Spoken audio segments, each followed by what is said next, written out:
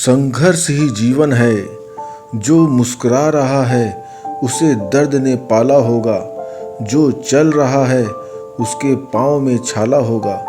बिना संघर्ष के इंसान चमक नहीं सकता।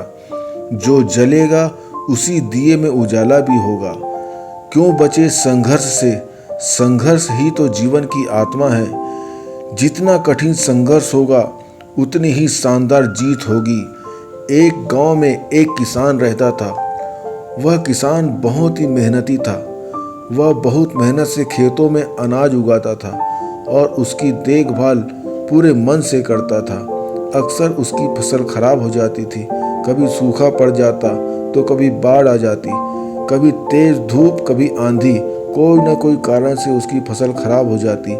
वह बहुत दुखी होकर आसमान की तरफ देखकर भगवान से कहा, हे ईश्वर, आपको लोग सर्वज्ञाता मानते हैं कि सबका ख्याल रखते हैं, आप सभी का दुख समझते हैं, आप अंतर्यामी हैं, आपके इच्छा के बिना एक भी पत्ता नहीं हिलता। पर मुझे तो लगता है कि आप छोटी छोटी सी बातें भी नहीं जानते। आपको तो ये भी नहीं पता कि खेती बाड़ी कैसे होती है। अगर आप जानते होते तो हर समय जो बाढ़, आंधी और तूफान आते हैं वो कभी भी नहीं आते। आप नहीं जानते कि कितना नुकसान उठाना पड़ता है हम किसानों को। यदि आप मेरे हाथ में यह शक्ति दे दें कि जैसा मैं चाहूँ वैसा मौसम कर दूँ, फिर आप देखना मैं अन्न के भंडार लगा दूंगा। भगवान इस किसान के तीखे वाक्य सुनकर मुस्कुरा रहे थे और वह किसान को बोले, मैं तुझे आज से यह शक्ति देता हूँ कि तुम अपने खेतों पर तुम्हारी जैसी इच्छा हो वैसा मौसम कर दोगे। मैं बिल्कुल भी दखल नहीं दूंगा। तुम्हारी इच्छा से सब मौसम होगा। किसान बहुत खुश हुआ। किसान अपने खेतों में गेहूं की फसल बोई। जब उसे लगा कि खेतों में धूप की जरूरत है तो उसने धूप ला दी। जब पानी बरसाना चाहिए तो उसने पानी बरसा दिया। आंधी, तूफान, बाढ़ कुछ भी उसने अपने खेतों में आने नहीं दिया। किसान के खेत इस वर्ष ऐसी फसल हुई जैसी कभी नहीं हुई थी। हरी भरी लहलाती फसल। मन ही मन वह बहुत खुश हो गया और सोचने लगा, अब सबूत के साथ दिखाऊंगा भगवान को। देखो, इसे कहते हैं शक्ति का सही उपयोग। मेरी सफलता देखकर अपने नियम जरूर बदलने पड़ेंगे। कुछ दिन गुजरे, फसल काटने को तैयार हो गए।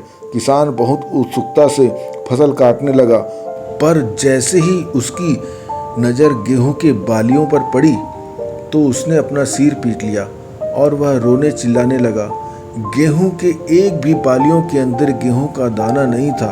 सारी बालियां अंदर से खाली थी। किसान बहुत दुखी हो गया। उसने भगवान को रोते हुए फिर से पुकारा, हे प्रभु, तुमने मेरे साथ ये क्या किया? क्या तुमने मुझे कोई सजा दी? भगवान बोले, पुत्र, ये तो होना ही था। तुमने पौधों को संघर्ष करने का मौका ही कहाँ दिया। ना तो तुमने आंधियों से जूझने दिया, ना तेज बारिश सहने दिया और ना ही धूप से तपने दिया। एक भी चुनौतियों का सामना तुमने उन्हें नहीं करने दिया। इसीलिए सारे पौधे अंदर से खोखले हो गए। जब आंधी, तूफान, तेज बारिश और तेज धूप पड़ती है तभी ये पौधा अपने अस्तित्व को बचाने के लिए संघर्ष करते हैं और इसी संघर्ष से बल पैदा होता है, जिसमें शक्ति होती है, ऊर्जा होती है। और यही ऊर्जा पूर्ति तेरे गेहूं के दानों की तरह जो नहीं फूटी। तूने उन्हें कठिन परिस्थितियों से गुजरने ही नहीं दिया जहां उनके अस्तित्व का जन्म होता।